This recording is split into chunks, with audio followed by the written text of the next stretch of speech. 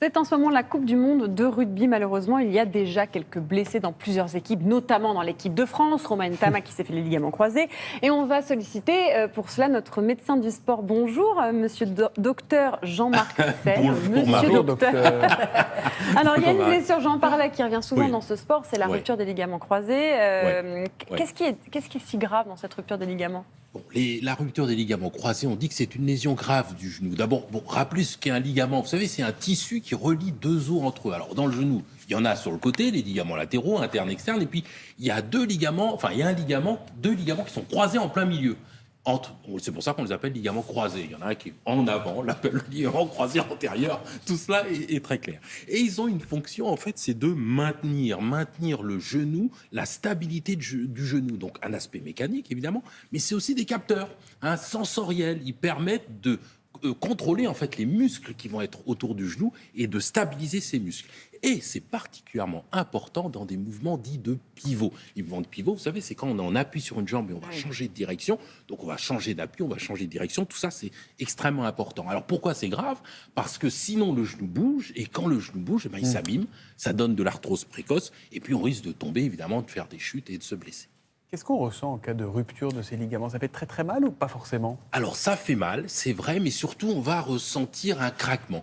Dans des situations, la plupart du temps, c'est dans une situation justement où on va être en pivot. En disant pivot, il y a une torsion forcée du genou, ça craque, ça fait mal effectivement, et le genou va gonfler. Il va y avoir un saignement à l'intérieur du genou, le genou va gonfler et on va sentir ensuite une instabilité. Quand on va, une patte folle en fait, quand on va marcher, eh bien notre genou va avoir du mal à tenir. Voilà les symptômes, évidemment, l'instabilité, le gonflement, le craquement, les symptômes de la rupture des ligaments croisés. Alors je me fais une rupture des ligaments, est-ce que je dois obligatoirement me faire opérer ?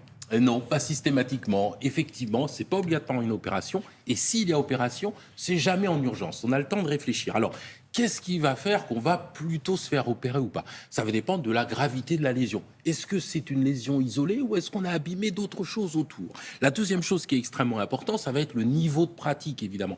Plus on va faire une pratique élevée, plus on va faire un sport pivot, dont je parlais tout à l'heure, plus on aura la nécessité d'être opéré. Et puis, la sensation dans la vie courante. Si on sent que dans la vie courante, son genou bouge, ça aussi, il faut pas hésiter à être opéré. Alors, la question, c'est est-ce qu'on doit se faire opérer ou pas ? Ou bien, après,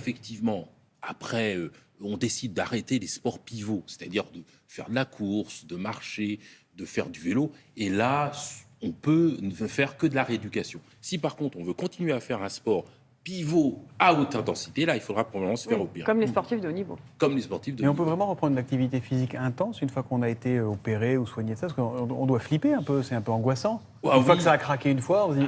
on est inquiet. Il faut faire de la réathlétisation. Il faut en fait réhabituer son genou. Alors pour ça, il va falloir se renforcer, faire du renforcement. Vélo, natation, course, fitness, renforcement, ça c'est des bons exercices. Et puis il va falloir aussi travailler l'équilibre. L'équilibre, ce qu'on appelle la proprioception, c'est-à-dire la sensation d'équilibre dans son genou, en difficulté croissante, les yeux ouverts, les yeux fermés, sur sol dur, sur sol souple, enfin voilà, difficulté croissante. Et en faisant tout ça, en se réathlétisant, eh bien, on sera tout à fait capable de reprendre le sport. Oui, mais parfois, quand on est sportif de haut niveau, c'est très compliqué de revenir à son niveau après le rupture des ligaments. Là où il est super, même quand on a tout de genou, il sourit tout le temps. C'est ça qui est bien avec le docteur Sey. Non, mais il y a beaucoup de sportifs qui en ont fait des traits, malheureusement.